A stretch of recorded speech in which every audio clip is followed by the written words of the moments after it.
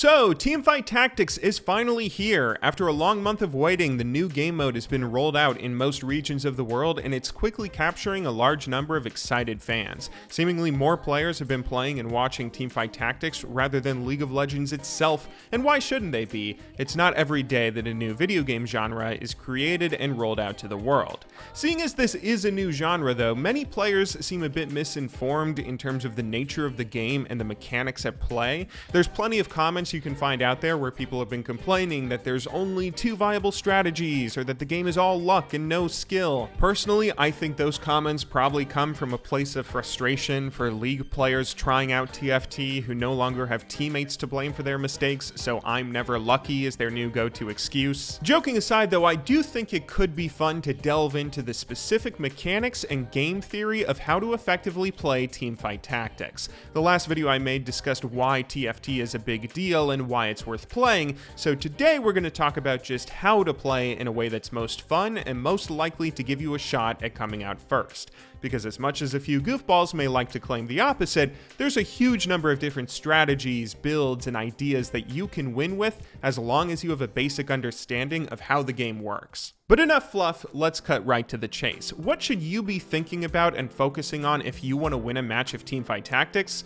Well, there's just two main elements of the game you really need to understand well: your economy and your build pathing. Let's talk about that latter one first. So build pathing is a really interesting idea in TFT that's super important to pay attention to if you want to win a match. Essentially what I mean when I refer to that is there isn't ever a complete build in this game. Like let's say for instance you end up running a 6 Yordle composition.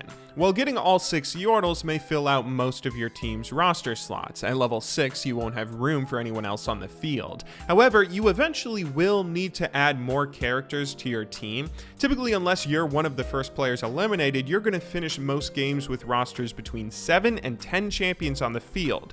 This means that you can't just be satisfied when you hit 6 Yordles, you will still have additional synergies afterwards that you're going to have to think about building towards. Because every champion has at least 2 traits, some of which having 3, this means you will always have multiple options for what else you can add. So for our 6 Yordle example, you could choose to go 6 Yordle, 3 Elementalists, 6 Yordle, 3 Sorcerer, 6 Yordle, 2 Phantom, 3 Sorcerer, 2 Gunslinger, 6 Yordle, 4 Beast, 3 Sorcerer. I mean, I could keep on going for a while. There's literally hundreds of combinations out there. And keep in mind, this is all just looking at examples where you've already committed 6 of your champions to specific characters because we chose Yordles as our theoretical core. If you want to make your core Void or Glacial or Sorcerer or Elementalist or Assassin or really anything else, you're going to have many more options to choose from for the different kinds of synergies you may want to go for, since let's say if you're running a 3 Sorcerer core build, not only will you have to choose the 7 other characters that you're throwing in on top of your 3 Sorcerers, but you're also going to have to choose which 3 Sorcerers you will want to use, which choosing different Sorcerers may choose different other synergies that you can use with them. It's really easy to get overwhelmed with the ridiculous number of options that you can choose to go for at the start of a game, and none of these choices can really be wrong, by the way. It's just whatever you personally want to do. But getting back on subject here, to utilize build pathing well, when you're constructing a team, the biggest thing you should be thinking about is making sure you visualize what sort of future builds you may want to go for, and then using your bench to leave yourself with multiple options to choose from. So for example, let's go back to our 6 Yordle idea. Well, in this example, one of the pretty good late game builds that you might want to go for with Yordles is 6 Yordles and 3 Elementalists. Kennen is a Yordle and Elementalist, so he will double up here, so you'll just need level 7 or 8, depending on if you have Force of Nature or not, to have enough slots on your team. However, even though this is a late game strategy, you have to be aware of the 6 Yordle 3 Ellie option in the early game, because if that's something you want to go for, you don't only want to be getting the early game Yordles when you're drafting champions, but you also need to be getting Lissandra. Liss is a really important Elementalist to have since there's only 4 Ellies in the game and some of them are tough to come by. You need at least 3 of them on the field to get their effects, so grabbing that Lissandra and keeping her on your bench until the others come in is massively important. If you don't think about grabbing her early on and only decide later on that you want to go for Elementalist along with your Yordles when you're being given tons of Brands and Kennons in your draft, then it might be too late to find her, since all those early game draws will be filtered out by some of the later game characters. The most important skill in this game is understanding what options you have from the very beginning, starting the early game building whatever basic core strategy you want or whatever is given to you in your draws, and then immediately beginning to theory craft all the different builds you might want to go for at once. As the game goes on, buy some of the characters that you'll need for those different potential strategies, and if you aren't offered a key character for one of them, then just fade that strategy for this match and narrow your selection based on what you draw. The better you are at this process, the more games you'll be able to win right off the bat, and the easier it will be for you to win regardless of whatever RNG you're given. The players who decide that they're going to be going Beast Shapeshifter no matter what before a match even begins will almost always struggle because they're narrowing themselves down to a certain number of specific champions and not considering the other options they may want to go for. Instead of spending their gold prudently on the key characters they need as well as XP to level up with everyone else, they're going to be re-rolling for days until they're bankrupt because they just couldn't find the one key Aurelian soul that they needed. And this brings us to the second key skill to winning games: managing your economy well. There's a few specific strategies that serve as exceptions to this rule that I'll mention a little bit later on, but in my experience, the best way to scale well into the late game is having a strong, snowballing early game economy. This will mitigate any bad luck later on, as well as making sure you get first place instead of second or third. The way that I do it is, firstly, I will almost never reroll in the early game, probably not until around the Krug phase. All throughout the early game, I'm just going to focus on what I'm being given and building a strategy around whatever that may be. If I can win a few early rounds here or there, that's obviously good, but it's no big deal if I end up lose streaking from a kind of weird army if I'm getting some bad luck. After all, it takes a very long time to get knocked out, even if I lose every round for a while, and that will only give me a bit of an advantage since I'll get bonus gold from lose streaking as well as getting early priority in the carousel. The purpose of never re-rolling early is to just buy whatever champions you need for your strategy and saving the rest of your gold for passive interest.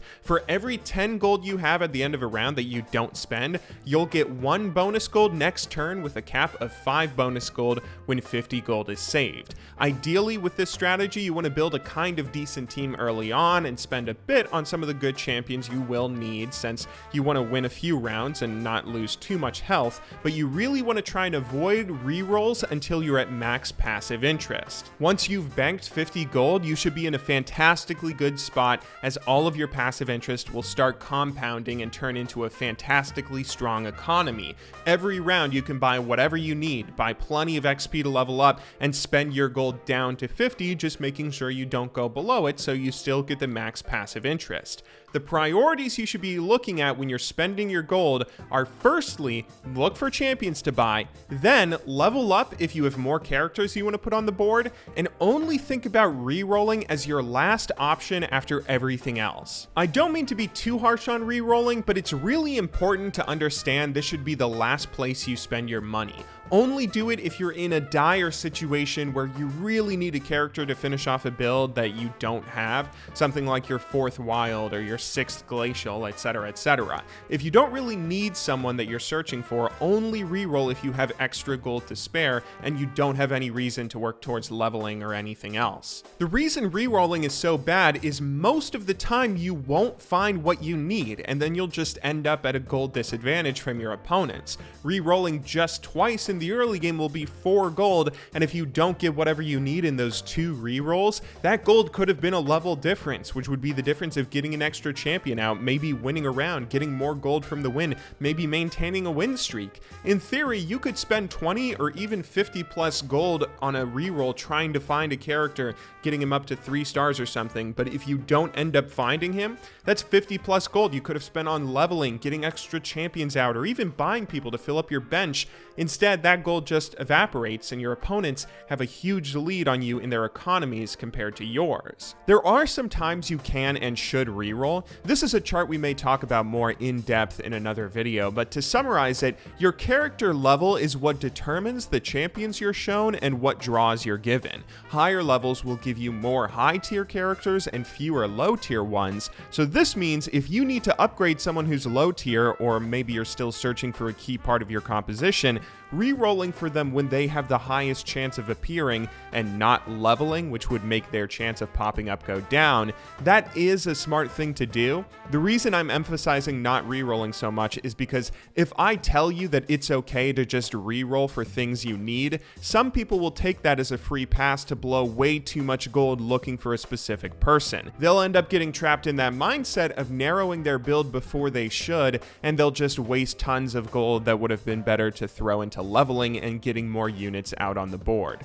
Remember, only think about re-rolling if you have a really good reason to, or if you don't get any benefit from the extra character slot you'll get from leveling.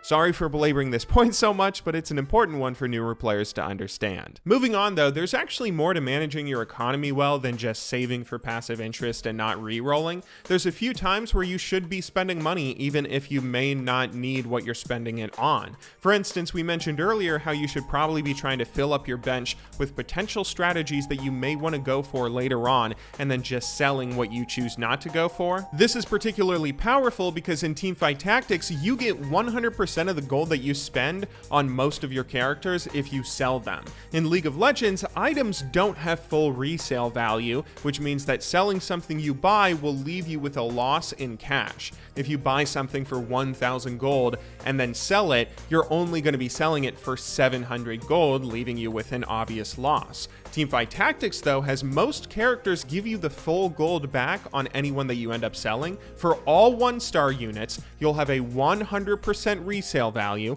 A 5 gold 1-star that you buy can just be sold and you'll get 5 gold back. Also, 2-star 1 gold units, which require 3 1 gold units to make, will give you the full 3 gold back when you sell them as well. You only end up losing gold when you begin combining higher tier units. That's the only instance where you don't get full resale value. This means you can feel free to buy things that you aren't 100% sure you're going to use and just sell them later guilt-free.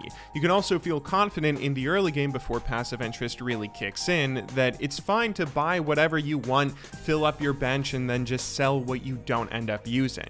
As long as you're not combining 2 gold units or higher, you will get 100% of your gold back, and even if you miss out on a passive interest or 2 early on, that won't really be a big deal in the grand scheme of things. There's a few other ways to manipulate gold on top of this. You get 1 gold for every round you win, for instance, so you can sit on 19 gold for a round before it begins, win, that will bump your gold up to 20 gold, and that will give you 2 passive interest for that turn. You also get bonus gold for win streaking and loss streaking, so you can lose streak the early game, get first in the carousel, get bonus gold from passive interest, and get bonus gold from your loss streak, so then you can hopefully use that gold to turn your game around, go on a win streak, and then still remain low health, so you get early picks in the carousel. There's tons of things you can do, but above all, pay attention to your economy. It's one of the most important things in this game. It's a great way to mitigate bad luck, since later on, if you aren't getting draws you need, you'll have tons of extra gold that you can waste on rerolls guilt-free, grabbing whatever final piece of a puzzle you might need.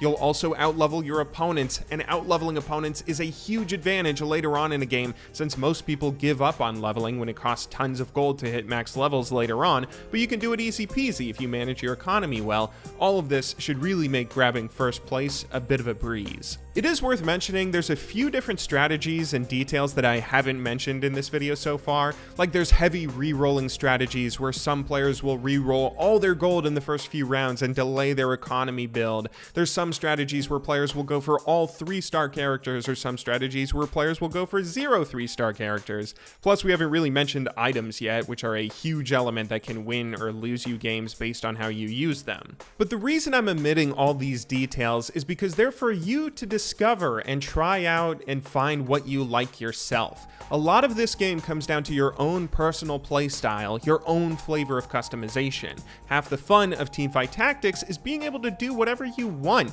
There isn't really much of a meta you need to worry about, and whatever strong or weak elements there are in this game will likely be changed from patch to patch with buffs and nerfs. This all means you can do whatever you want and have fun experimenting, so don't worry if you have an idea that may go against what I or anyone else may say. What I've tried to lay out here in this video are just the fundamentals of the game and what you should consider when messing around with creating your own playstyle. If you have a solid understanding of these foundational elements and how they govern the game, you should be able to make whatever you set your mind to work extraordinarily well. I hope you had fun watching this video. If you would like to see me play some Teamfight Tactics, feel free to check out my stream over on twitch.tv/gbay99. Link is in the description, and you can of course come and ask me any questions you may have. If you would also like to support my return to regular YouTube videos, I have recently rebooted my Patreon page with all sorts of updated perks.